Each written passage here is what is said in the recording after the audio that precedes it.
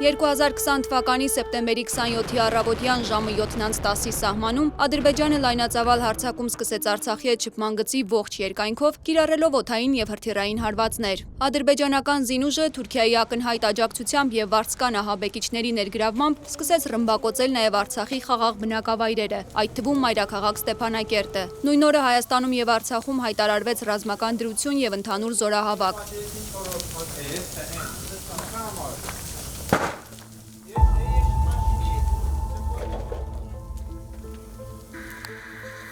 Պատերազմի առաջին օրերին ու գրեթե ամբողջ ընթացքում հայկական կողմի պաշտոնական տեղեկատվությունը, որը հիմնականում ներկայացնում էր Պաշտպանության նախարարության ներկայացուցիչ Արծրուն Հովհաննիսյանը, կրում էր լավատեսական բնույթ։ Լայնորեն տարածվում էր «հաղթելու ենք» կարգախոսը, ամենօրյա ճեպազրույցներում ներկայացնելով հակառակորդի մեծ կորուստների և հայկական զորքերի հերոսական դիմադրության, նույնիսկ հաջողությունների մասին տեղեկություններ։ Հետևակային ուժերով փորձել են գրոհել մի քանի դիրքերի ուղղությամբ, անմիջապես կոտորվել են, կրել են լուրջ կորուստներ, հետ են շպրտվել դաշտում թողնելով զգալի թվով դիակներ։ Վստահաբար հաղթելու ենք։ Արցախից մարտակոչով զորացրված տղաներին է դիմում Նիկոլ Փաշինյանը։ Կոչ եմ անում, այս պայծ սկսած, զինվորական հագուստներով, եթե չունեք, ոչինչ, կապահովենք։ Ընդեղ որտեղ ով ունի պատահաբար սաղավարտ, զրահաբաճկոն, որովհետև ասում եմ, սա մոբ ռեսուրսի մեջ չի մտնում և ընդհանրապես նախատեսված էլ չի։ Կամ եթե ուրիշ մարդիկ ունեն, իրենք էլ տակ, այսպես ասած, բաները, բուշլատները, եթե կա սաղավարտները, եթե կա զրահաբաճկոնները, իրենք էլ ուղղակի տանեն, դրանք թողեն կենտրոնական հավաքակայանում։ Հոկտեմբերի սկզբին հայկական կողմը հակահարձակման գործողություն է սկսում Ջրականում, որը ձախողվում է, հանգեցնելով հայկական կողմի համար մարդկային և տեխնիկական ծանր կորուստների։ Հոկտեմբերի 9-ին Ռուսաստանի նախագահ Վլադիմիր Պուտինի նախաձեռնությամբ Մոսկվայում մեկնարկում են Հայաստանի և Ադրբեջանի արտգործնախարարների բանակցությունները, որոնք տևում են գրեթե 11 ժամ։ Բանակցությունների արդյունքում հայտարարվում է հումանիտար հրադադարի մասին, որը պետք է ուժի մեջ մտներ հոկտեմբերի 10-ին ժամը 12-ից գերիների և զոհվածների մարմինների փոխանակման նպատակով։ Սակայն հրադադարը խախտվում է հաստատումից րոպեներ անց։ Կողմերը միմյանց են մեղադրում պայմանավորվածությունները չկատարելու մեջ։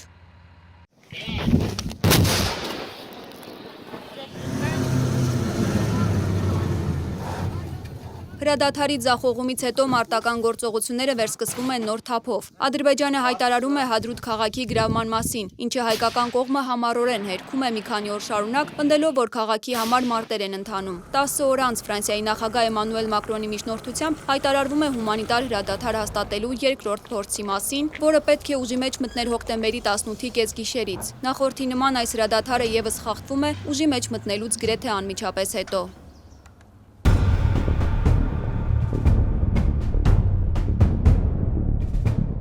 Մինչ ռազմաճակատում իրավիճակը գնալով վատթարանում էր, դիվանագիտական հարթակում շարունակվում են արյունահեղությունը կանգնեցնելու փորձերը։ Հոկտեմբերի 19-ից 20-ին Վլադիմիր Պուտինը հանդես եկավ առաջարկով դադարեցնել պատերազմը հայկական կողմի որոշակի տարածքային զիջումների դիմաց։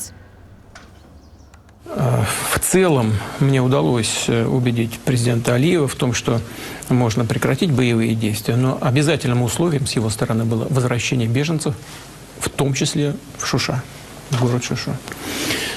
Հայաստանի վարչապետը մերժեց առաջարկը։ Օրեր անց նա պարզաբանեց, որ տվյալ փուլում խնդիրը դիվանագիտական լուծում չունի, հաշվի առնելով Ադրբեջանի նկրտումները։ Համաձայն ենք կամ համաձայն կլինենք, դրան արդեն Ադրբեջանը համաձայն չէ։ Եվ սա ցույց է տալիս, որ ընդհանրապես որևէ դիվանագիտական լուծման մասին խոսել անիմաստ է առնվազն այս փուլում։ Ակնայից առաջնագիծ հասնելու կոչ էր անում Արցախի նախագահ Արայիկ Հարությունյանը։ Ուզում եմ, որ բոլորը գիտակցեն, ձեզնից է կախված մեր ազգի ապագան։ Ուզում եմ, որ ժամ առաջ, օր առաջ կատարեք ձեր հայրենիքի նկատմամբ պարտք։ Միացյալ Նահանգների միջնորդությամբ հայտարարվում է հումանիտար հրադադարի հաստատման նոր պայմանավորվածության մասին, որը պետք է ուժի մեջ մտներ հոկտեմբերի 26-ի առավոտյան ժամը 8-ից։ Ռազմաճակատի տարբեր հատվածներում, սակայն, ինտենսիվ մարտերը շարունակվում էին։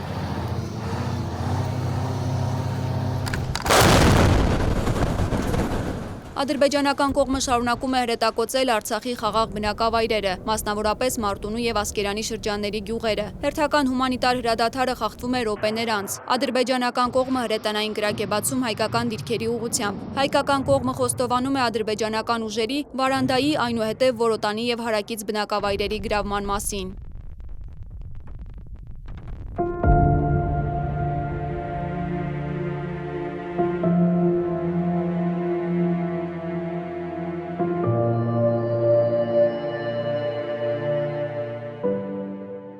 Հոկտեմբերի վերջից լայնածավալ գրոհ է սկսվում Շուշիի ուղղությամբ։ Արցախի նախագահը Շուշիի Ղազանչեցոց եկեղեցու բակից հանդես է գալիս տեսաուղերձով, կոչ անելով համախմբվել եւ պաշտպանել հայկական վերջին բերդաքաղաքը։ Թշնամին գտնում է այստեղից ընդամենը մի քանի կիլոմետր հեռավորության վրա, առավելագույնը 5։ Եվ թշնամու նպատակն է, գերնպատակն է գրավել Շուշին, տիրանալ Շուշիին։ Ինչպես ասում են, ով տիրում է Շուշիին, տիրում է Արցախին։ Եվ ուզում եմ, որ գիտակցենք այս պահը, գիտակցենք եւ ոչ միայն լոկ խոսքերով, այլ անմիջական մասնակցենք Շուշիի պաշտպանությանը։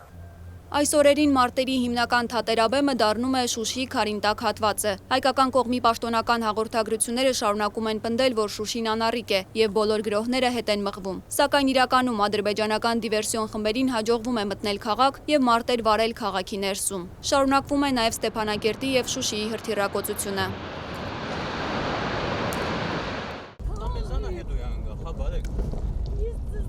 Իրավիճակը կրիտիկական էր։ Հայկական կողմը պաշտոնապես հայտնում է, որ քաղաքի շրջակայքում մարտերը շարունակվում են։ Ավելի ուշ Արայիկ Հարությունյանը կխոստովաներ, որ նոյեմբերի 7-ից հայկական կողմն արդեն ամբողջությամբ կորցրել էր վերահսկողությունը Շուշիի նկատմամբ։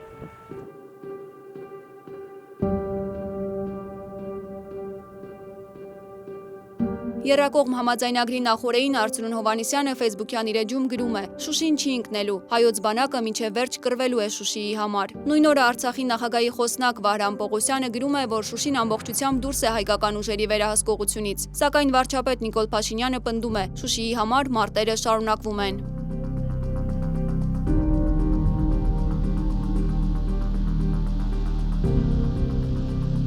Նոյեմբերի 9-ի գիշերը ժամը 1-ի սահմաններում վարչապետ Նիկոլ Փաշինյանը ֆեյսբուքյան իր էջում հայտնում է, որ Ռուսաստանի եւ Ադրբեջանի նախագահների հետ ստորագրել է պատերազմը դադարեցնելու մասին փաստաթուղթ։ Մերի Դանիելյան, Free Open Media։